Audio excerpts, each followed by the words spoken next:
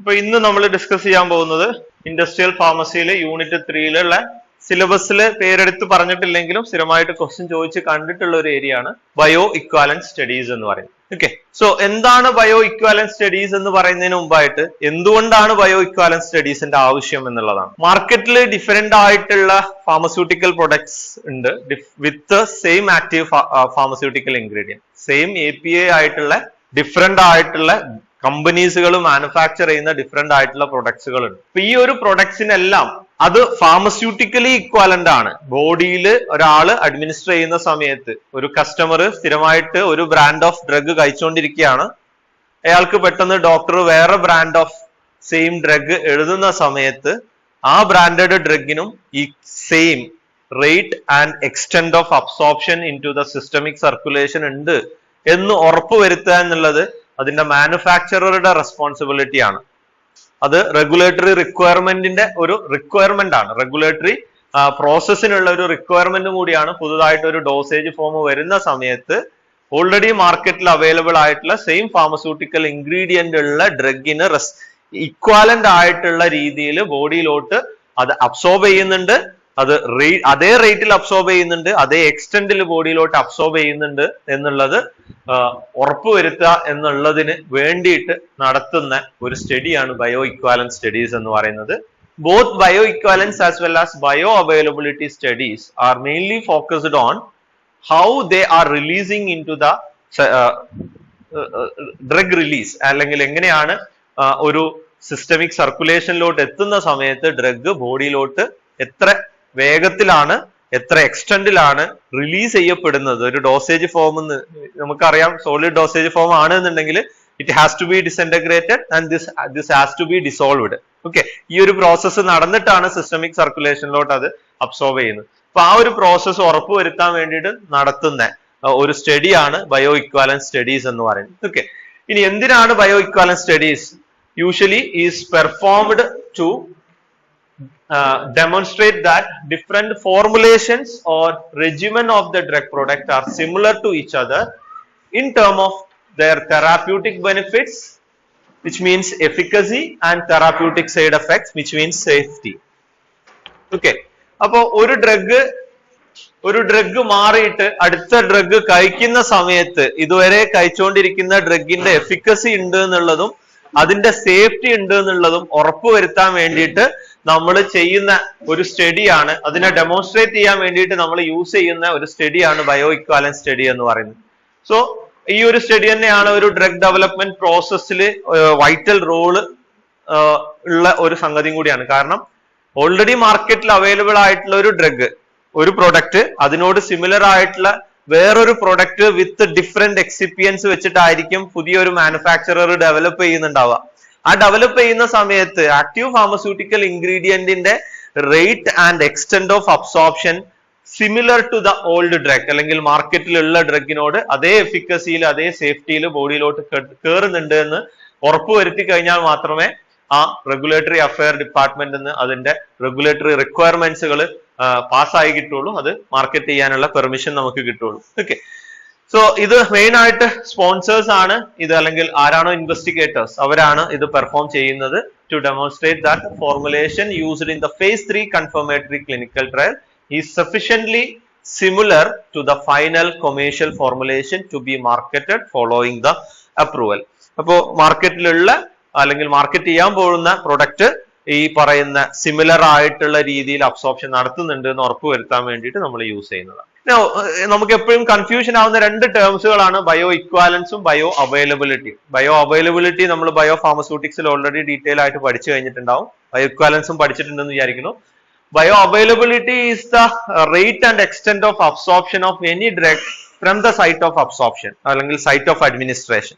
Okay, ഒരു drug ഏത് സൈറ്റിലാണോ കൊടുത്തിട്ടുള്ളത് ആ സൈറ്റിൽ നിന്ന് സിസ്റ്റമിക് സർക്കുലേഷനിലോട്ട് എത്ര റേറ്റിലാണ് എത്ര എക്സ്റ്റെന്റിലാണ്.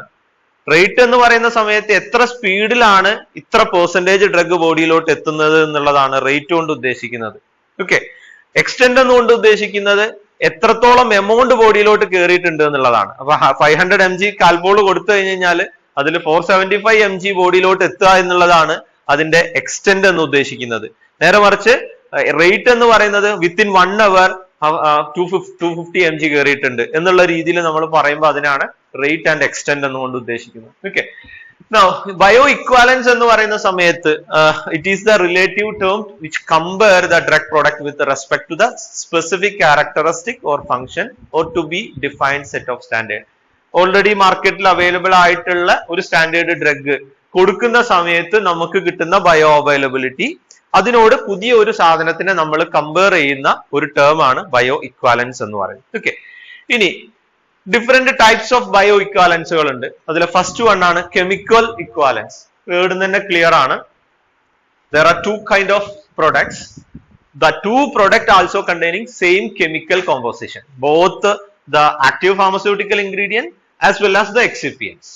എക്സിപ്പിയൻസും സെയിം ആണ് എന്നുണ്ടെങ്കിൽ അവിടെ നമ്മൾ പറയുന്ന സംഗതിയാണ് കെമിക്കൽ, അതിലുള്ള ആക്റ്റീവ് ഇൻഗ്രീഡിയൻസും സെയിം എമൗണ്ടിലാണ് ഉള്ളത് എന്നുണ്ടെങ്കിൽ നമുക്ക് അതിനെ ഫാർമസ്യൂട്ടിക്കൽ ഇക്വാലൻസ് എന്ന് പറയാം.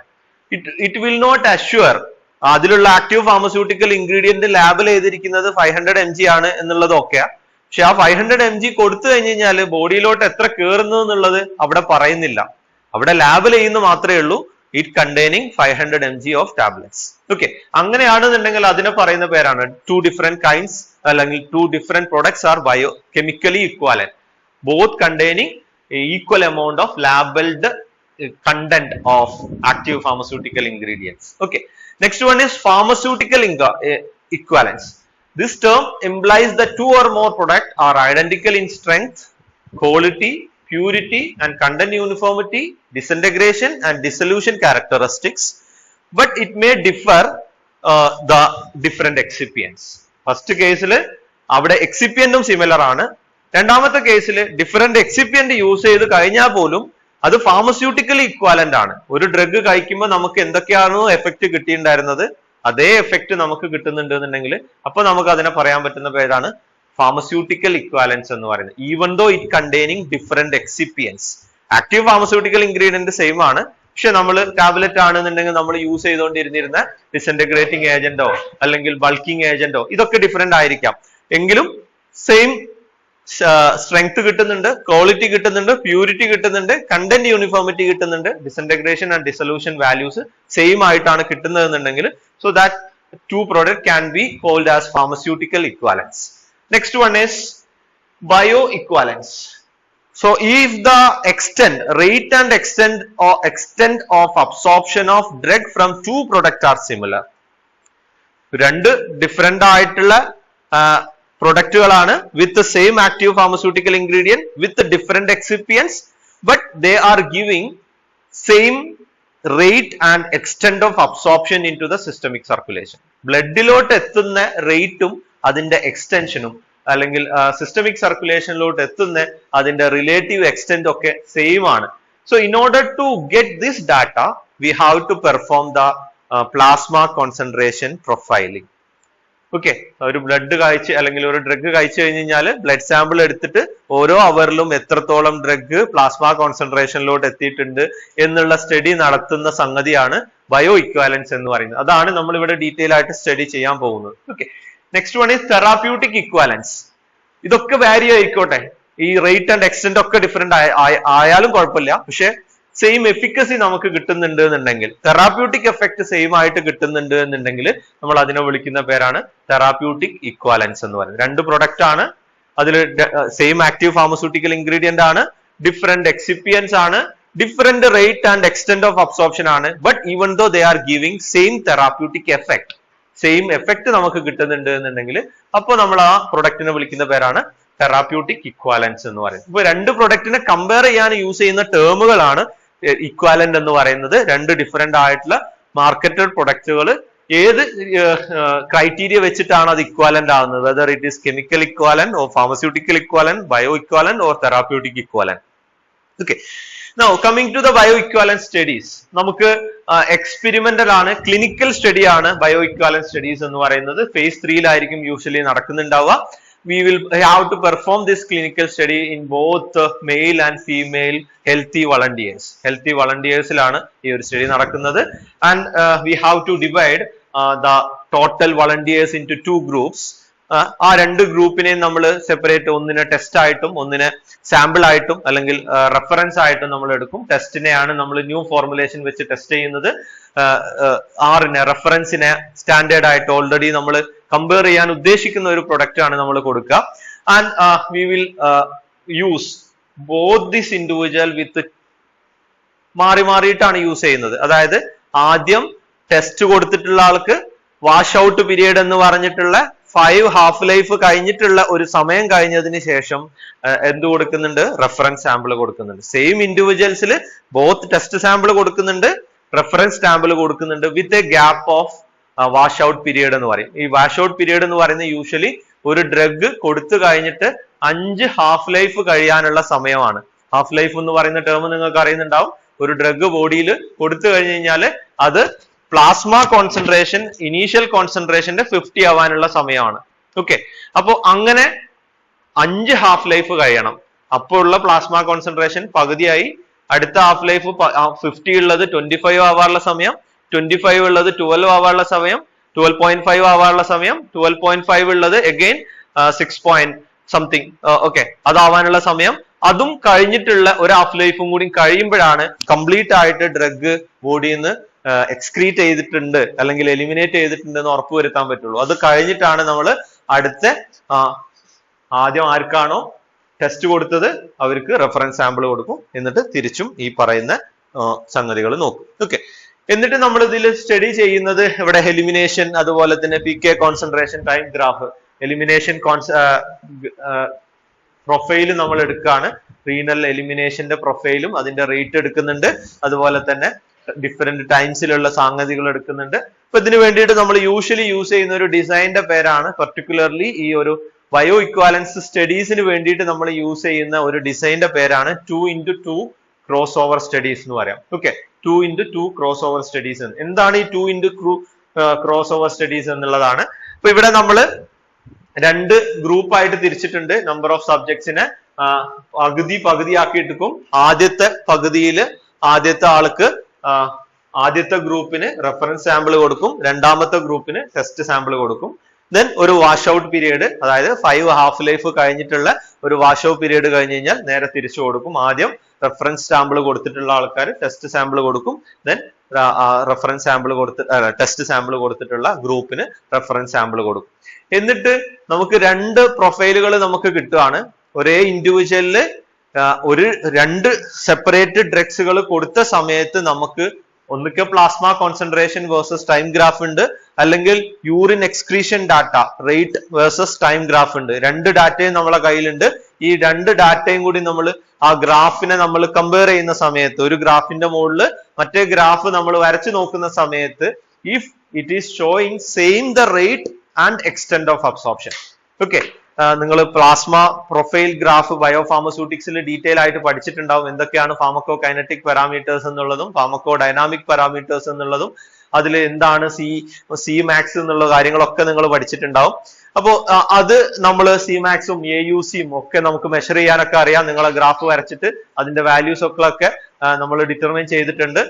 അപ്പോ ഈ സംഗതി വരച്ച് നോക്കുന്ന സമയത്ത് ഈ AUC ഗ്രാഫ് അല്ലെങ്കിൽ പ്ലാസ്മ കോൺസെൻട്രേഷൻ വേഴ്സസ് ടൈം ഗ്രാഫോ അല്ലെങ്കിൽ റീനൽ എക്സ്ക്രീഷൻ ഡാറ്റ പ്രൊഫൈലും നമ്മൾ നോക്കുന്ന സമയത്ത്, if you are getting same rate നോക്കുന്ന സമയത്ത് എങ്ങനെയായിരിക്കും ഉണ്ടാവുക? ആ ഗ്രാഫിന്റെ മൂവ്മെന്റ് സ്ലോപ്പ് കൂടുതലാണോ സ്ലോപ്പ് കുറവാണോ, രണ്ട് ഗ്രാഫ് ഒരുമിച്ച് വരക്കുന്ന സമയത്ത് നമുക്ക് അത് ക്ലിയർ ആയിട്ട് മനസ്സിലാവും. രണ്ടും ഒരേപോലെയാണ് പോകുന്നത് എന്നുണ്ടെങ്കിൽ, ഒരു ഗ്രാഫിന്റെ മുകളിലാണ് അടുത്ത ഗ്രാഫ് പോകുന്നത് എന്നുണ്ടെങ്കിൽ വളരെ ക്ലിയർ ആയിട്ട് നമുക്ക് മനസ്സിലാക്കാം രണ്ട് പ്രൊഡക്റ്റും ഒരേ രീതിയിലാണ് നമുക്ക് തരുന്നത് എന്നുള്ളത്. അപ്പൊ ഇത് ടെസ്റ്റിന്റെ പ്രൊഫൈൽ ആണെന്നുണ്ടെങ്കിൽ ഇതിന്റെ കൂടെ തന്നെ വരക്കുന്ന അടുത്ത സാധനം ഇത് റെഫറൻസ് ആണെന്നുണ്ടെങ്കിൽ they are not bioequivalent. അത് ബയോഇക്വാലന്റ് ആവണമെന്നുണ്ടെങ്കിൽ ഇതിന്റെ same rate and extent of absorption കാണിക്കണം. അങ്ങനെയാണെന്നുണ്ടെങ്കിൽ മാത്രമാണ് സെയിം പ്രൊഫൈലിൽ കിട്ടുന്ന സമയത്ത് മാത്രമാണ് അത് ബയോ ഇക്വാലന്റ് ആണ് എന്നുള്ളത് നമുക്ക് അഷ്യൂർ ചെയ്യാൻ പറ്റുള്ളൂ. അപ്പൊ ഈ ഒരു ഗ്രാഫിന്റെ ഇമ്പോർട്ടൻസ് നിങ്ങൾ bio ഫാർമസ്യൂട്ടിക്സിൽ പഠിച്ചിട്ടുണ്ടാവും. There is an MEC, minimum effective concentration, and there is an MSC, maximum safe concentration, and there is an duration of action. ഇങ്ങനെയുള്ള കുറെ ടേംസുകൾ നിങ്ങൾ പഠിച്ചിട്ടുണ്ടാവും. അപ്പൊ ഇതൊക്കെ നമ്മൾ മെഷർ ചെയ്യുന്ന സമയത്ത് എത്രത്തോളം എഫിക്കസി ഉണ്ട്, എത്രത്തോളം തെറാപ്യൂട്ടിക് ഇൻഡെക്സ് ഉണ്ട്, എത്രത്തോളം സമയം കൊണ്ടാണ് അത് Cmaxലോട്ട് എത്തുന്നത്, എത്ര സമയം ബോഡിയിൽ അതിന്റെ ഡ്യൂറേഷൻ ഓഫ് ആക്ഷൻ കാണിക്കുന്നുണ്ട്, കംപ്ലീറ്റ് പ്രൊഫൈൽ നമുക്ക് അതിൽ നിന്ന് കിട്ടുകയാണ്. ആ പ്രൊഫൈലിൽ rate and extent of absorption same ആണ് എന്നുണ്ടെങ്കിൽ we can say these two products are bioequivalent. അതല്ല എന്നുണ്ടെങ്കിൽ ബയോ ഇക്വാലന്റ് അല്ല. അങ്ങനെ ആവുന്ന സമയത്തുള്ള പ്രോബ്ലം എന്ന് പറയുന്നത് പേഷ്യന്റ് റെഗുലർ ആയിട്ട് ഒരു ബ്രാൻഡ് കഴിച്ചുകൊണ്ടിരിക്കുകയാണ്, പെട്ടെന്ന് അയാളുടെ ബ്രാൻഡ് കിട്ടാതാവുന്ന സമയത്ത്, മാർക്കറ്റിൽ അവൈലബിൾ ആവുന്ന സമയത്ത്, വേറൊരു ബ്രാൻഡിലോട്ട് പോകുന്ന സമയത്ത് ഈ ഒരു ഡിഫറൻസ് ഉണ്ടാവാൻ പാടില്ല എന്നുള്ളത് അഷ്യൂർ ചെയ്യാൻ വേണ്ടിയിട്ടാണ് റെഗുലേറ്ററി റിക്വയർമെന്റിന്റെ ഭാഗമായിട്ട് ഈ ഒരു ബയോ ഇക്വാലൻസ് സ്റ്റഡീസ് ഇമ്പോർട്ടന്റ് ആയിട്ട് വരുന്നത്. Okay, so that's all about the bio equivalence studies.